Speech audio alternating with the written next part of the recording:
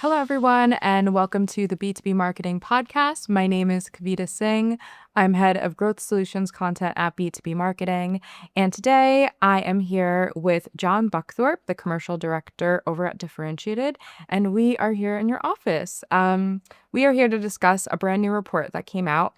It's actually an annual report that Differentiated conducts every year around art and science. And in this episode, we will be discussing some of their findings for their 2025 edition. So welcome, Jon. How are you doing today? I'm doing super well. This is exciting. I didn't realize how hot these lights would be, by the way. Don't worry, off camera, they're not hot at all. They're fine. I'm excited to talk about what has become one of my favorite parts of the year. Speaking about our clients' preferences. Brilliant. Yeah, very exciting. So can you tell us a little bit about this report series and also why is it an annual one? And that's a good question. Well, firstly, it's annual because nothing stands still, ever. Mm-hmm. Like more in 2025, things are always fluid. So it's important to keep on top of especially what content people want and what they need, and also their preferences on it. So the aim of art and science is to get to the heart of what people are sort of buzzing off or vibing off, I suppose the kids would say. I can't believe I said that. What people want out into the marketplace, specifically in B2B. And rather than ask our clients, we're asking our client's client. Therefore, we are helping the people that we work with on a day-to-day basis be more effective. It's an annual survey because of the changes, and this is the third year that we're doing it. Nice. Well, obviously, the market changes so quickly. So, obviously, it's your third report. So what are you looking to get out of this year's report? Well, it's firstly, we always like to test the market and our clients to see if we are on the right track as a creative marketing and sales agency. And the good news is, initial report, 89% of the people that we've spoken to fully believe there is a need for an art and science in the marketing they see. So first thing, that's a good job because that's kind of the report's aim. That's where we started. That was our hypothesis in year one. In year two, we asked more about the relationship between sales and marketing. But this year, with the onset of AI, actually in world events, we wanted to investigate what are people thinking? Mm-hmm. What are people believing in? And it got us to a point of investigating what does trust mean? And we didn't expect it. So we found that trust is one of the main things of this report that we've deep dived into. Well, can you tell me a little bit about what you discovered around that sort of theme of trust? Of course. Yeah, I mean, I'm excited to because I've been blessed with a career that's spanned 25 years across both sales and marketing in big corporates and now in an agency. And for a long time, I suppose I've been in the quest of trust. I've been told, and I've had a mission to find trust. But the reality is, when speaking to the people that we spoke to, nearly 95% said that actually you need to set the conditions for trust. Mm.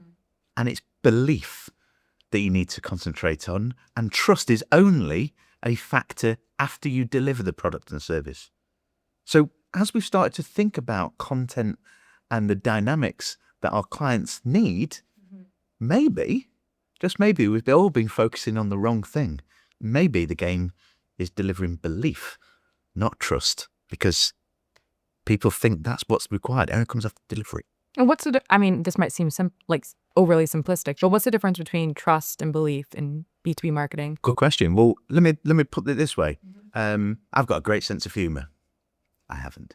But me saying that doesn't give me the right to have a great sense of humor.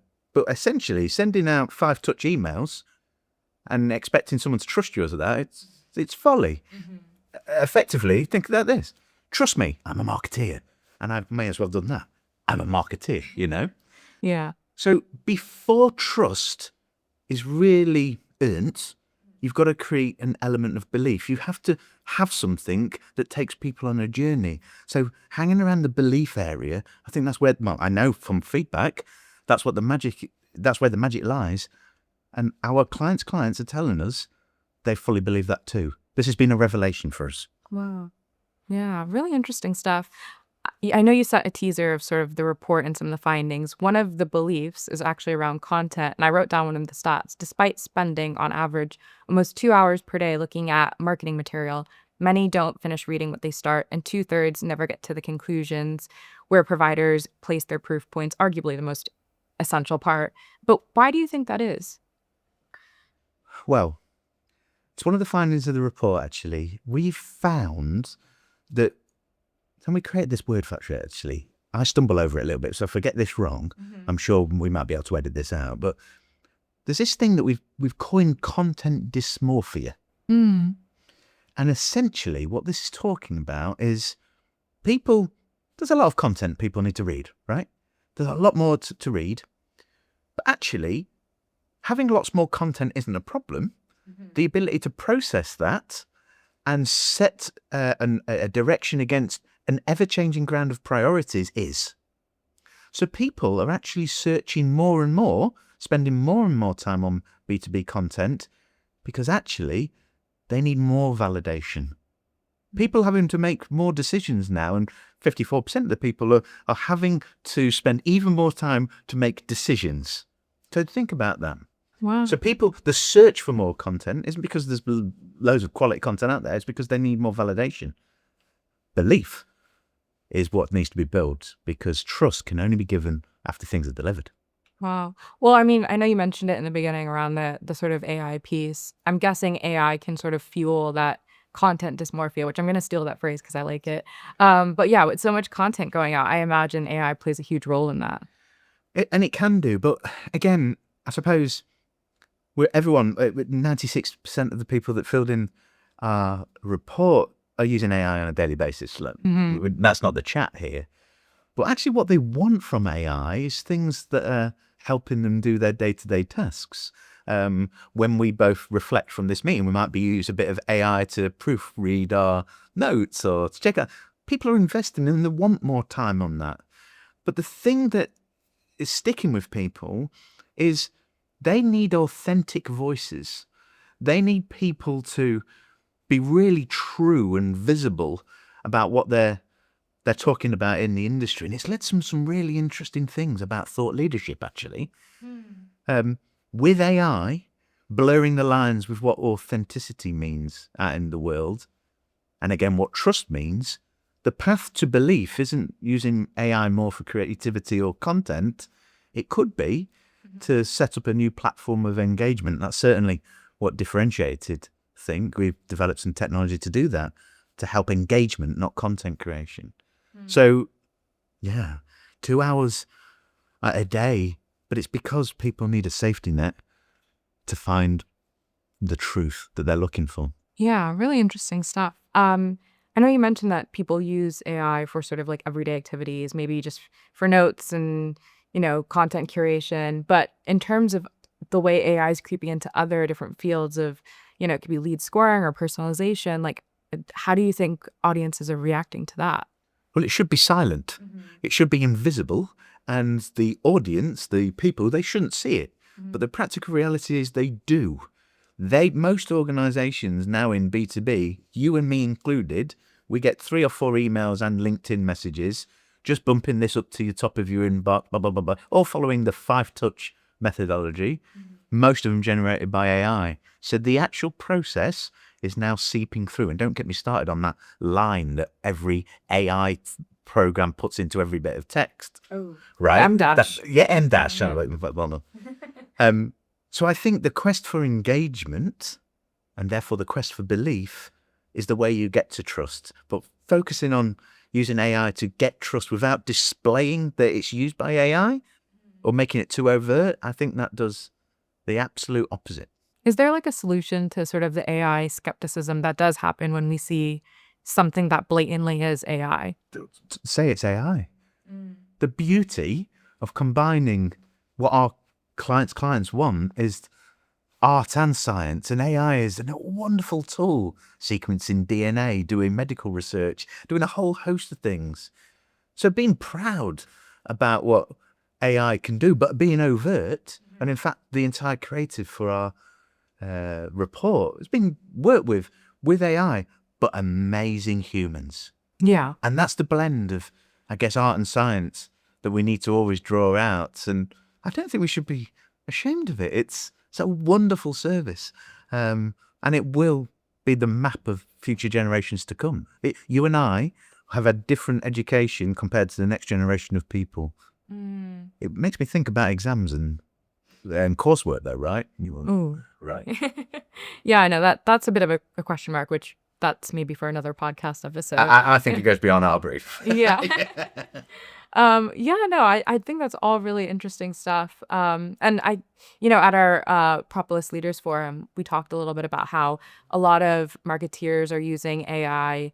They're becoming a little bit more almost like solution oriented, but not thinking about the actual problem. And I think, like you said, you have amazing humans that are creating the research and the report backed, and maybe AI can be used to leverage it, but it's not something that's fundamental to your report. No, it's not fundamental to the report. But what is in that quest for belief.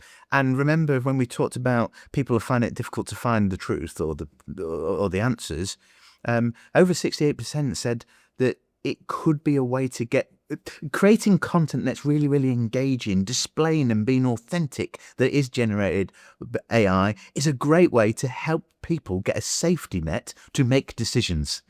So again, content isn't the problem. People are more under pressure to make decisions because of shifting priorities. And AI has a double edge. Embrace it.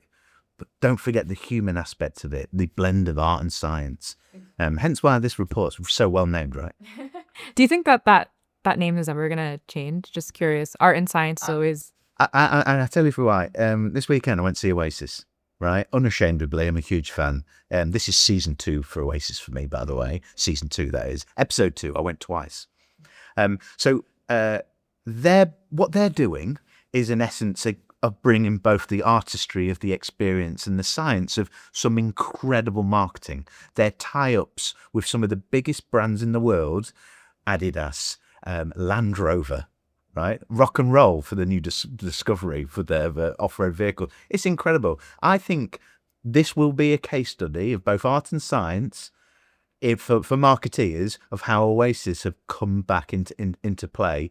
And if I'm honest, if I get the opportunity to talk about Oasis in any format, including you, I'm going to take it. So, I think that art and science will remain for as long as I'm sitting in chairs like this. Awesome. I mean, I didn't know an Oasis reference was going to be pulled in, but I'm happy. There's plenty more coming. Yeah, I'm now just thinking how I can segue this in. Well, actually, I do want to go back to thought leadership, because I know you mentioned it. What did you find around thought leadership?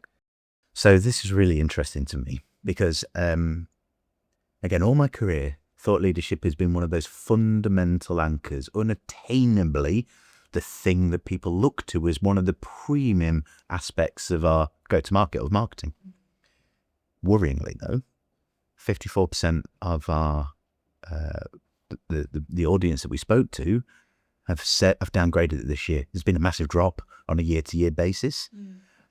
Favouring things like analyst reports, again, humans that have had experience in it, and other sources, especially peer reviews, as a more important factor. And that's because potentially there's a lot more thought leadership out there, or also, and maybe politics and society has influenced us to a degree, there's a lot of thought theatre. So the thought leadership, in its truest form, should educate and inform to a specific end. But if people aren't reaching the end of those reports, it's not creative, it's not innovative, and it's not hitting the beats. And I think AI is part of that. And there's a lot of synthetic data that's now been... And of course, everyone's a thought leader. No, not. They are a thought performer. There is a degree of theatre. I don't know why I did this flourish there, but obviously art and science in action. Yeah. But thought theatre is where I think we've moved to. The loudest voice in the room isn't always right. Yeah. So people have got a real desire for hearing authentic humans talking about actual facts and data, and that will beat performance art anytime. You need a blend of art and science. Yeah, I mean, I love the term thought theater. It sounds like intention is quite important Because like you said, if something feels performative, the audience can also feel that as well. Especially now, I think one thing, and what I love about this job and what I've always loved about working for multinationals that both have a consumer and a business angle is there is no B2B marketing or consumer marketing. It's human beings, and they love creativity and innovation. And people now are more savvy to content than they've ever been in the history of mankind and womankind. At this point, people can see whatever the opposite of authenticity is straight away. And in fact, you can hear people's preferences if you ever take a train anywhere, because you can hear the infernal racket of TikTok being scrolled through. You know what? I can tell you what's going to land big in B2B marketing by the doom scrolling and what the music that's being played. Whatever's happening in that is a blend of art and science, but people are savvy. Right. And these new social forms are propagating something different, but we've got to deal with it. But I can imagine all of that contributes to that sort of overwhelming feeling that a lot of people are experiencing right now with the overload. Do you use it TikTok? Too much. Oh, right. Yeah. Okay. So you're one of that people on the train, right? Yeah. I was doom scrolling on the way here. I'm sorry to use doom scrolling. It's a very powerful tool. It's great. So sorry to project on that. Do you use headphones? Yes, I do. You are my favourite person. Why is today. that? Because have you ever sat next to someone who's going through TikTok in a public place? Come on. Yeah, I just think that's London, though. Is it? Yeah. Okay, good. I'm not sure. Maybe I'm wrong. Well, we'll see. I'm heading to Japan in a few weeks, so I've heard that the performance art of scrolling is very public there as well. But again, I guess I'll find out when I travel. But yeah, we'll see. Well, I think from the research, it sounds like comfort is a huge takeaway from the report, because obviously buyers are very overwhelmed. I can imagine they're feeling really anxious with so much information out there. So how do you create comfort while also creating sort of standout experiences and exceptional experiences? Well, proof beats performance art any day of the week. And humans, regardless of what job they're in, they want a great day at work, and they're inspired by creativity and innovation. And ultimately, when you do this sort of job, you want to give one of our clients the benefit of someone saying, yes, I want that. I mean, that's manna from heaven for us, right? Yeah, I want that. So the comfort we can provide, especially at Differentiated, is because we blend art and science. It's part of our DNA. It's not like a marketing slogan.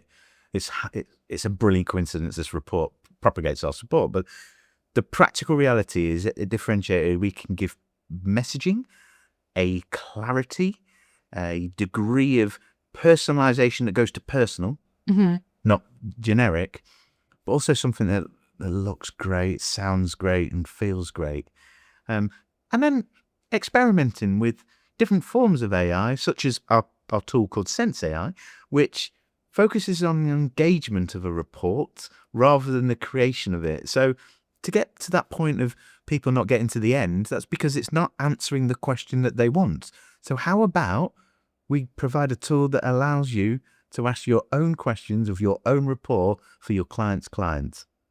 Wonderful. Yeah. I get to what's important to me. Mm. So I suppose that as comfort is the thing that we're looking to create. And if I can strip it all back to you, now we're friends. Ultimately, I think what motivates me as an individual and many of my brilliant colleagues, if not all, is we want to give people a great day at work. When I worked for a big corporate, having a day with Differentiated was the best day of the week. Yeah. Luckily, it's now 5 days a week for me. That's such a cheeseball line, but I mean it. Yeah. And I could tell. Like, that feels authentic when you say it. Yeah. I guess we had you on a previous podcast around the B2B Marketing Award shortlist. And one of the biggest takeaways that we saw from the judging was that commercial success was sort of rooted in a lot of the campaigns, which was great to see. So kind of putting in our commercial hats and bearing everything that we've talked about so far, how does this sort of translate into revenue? Well, it's because it starts with that. Mm. Every piece of crafted, well-meaning B2B marketing effort needs to have a goal, a purpose, and an outcome set at the start. And that's our origin story for everything. What is it that you want to achieve? Who are you? What do you want to impact? What's the purpose and outcome? Think, feel, do, classic marketing things. But the commercial element of it is driven from the very start. At Differentiated, we're a personal B2B sales and marketing organization. So we drift across from marketing and play into the sales role because of our experience. So by definition, we're a commercial organization. We always have been. Born commercial, live commercial. But it's always got the commercial pound, euro, dollar, yen in mind. And that's the Japan trick there, right there. That was an afterthought. Yeah, no What worries. currency is it? Yen. That's it, right? Yeah, just bearing in mind everything that we've talked about, what do you want listeners to take away from sort of this idea around belief? Think about yourself. What is it that you want from a day of work, given that you are probably going to read 2 hours of B2B content? You'll want to be entertained. You want to be educated. You want to have a great time in a piece of content. If something is stale, boring and staid and 158 pages, good luck getting to the end in your target audience. But the people that are watching this, who will be a blend of colleagues from the marketing ecosystem, there'll be people who work for big brands, and actually more and more there'll be people that are from the consumer world that we speak to, especially in sports and entertainment. Those folks have all got the same human need to enjoy creativity and innovation. This report will give you some of those fundamental pillars that I would say are now essential from 25 to 26, rather than chase trust, which, just think about it. Trust me, I'm a marketeer. And move your efforts into belief. And here at Differentiate, the balance of art and science is the way that we do it. And I've said it before, just giving people a great day of work. I mean, why wouldn't that be a great aim for everybody?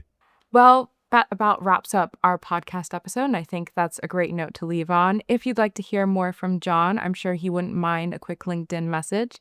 In addition, what details can you share about the report release?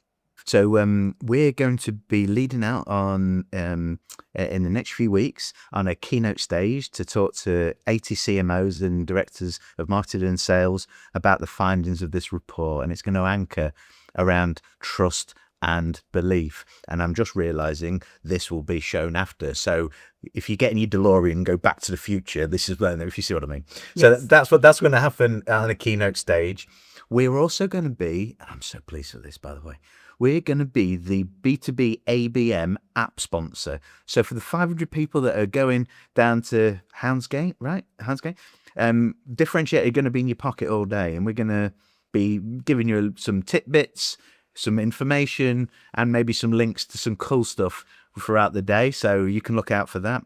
We've got a brand new home for our art and science report, which not only you can download in full, but you can also get the raw data, which is also important if people want to use this in different ways. And we're going to start talking about this a bit more because we're the award sponsor of Thought Leadership this year. Not Thought Theatre, Thought Leadership, proudly for art and science. And then into next year, I've got a feeling you might hear a little bit more from us. I'm not going to say too much at the moment, but we've got some exciting plans of blurring, very literally, the worlds of art and science. I can't wait. Well, I will leave things on that teaser. I can't wait to see what's to come. Well, thanks so much for sharing your expertise with us, Jon, and I will see everyone again soon for another podcast. Thanks so much. Thanks a million.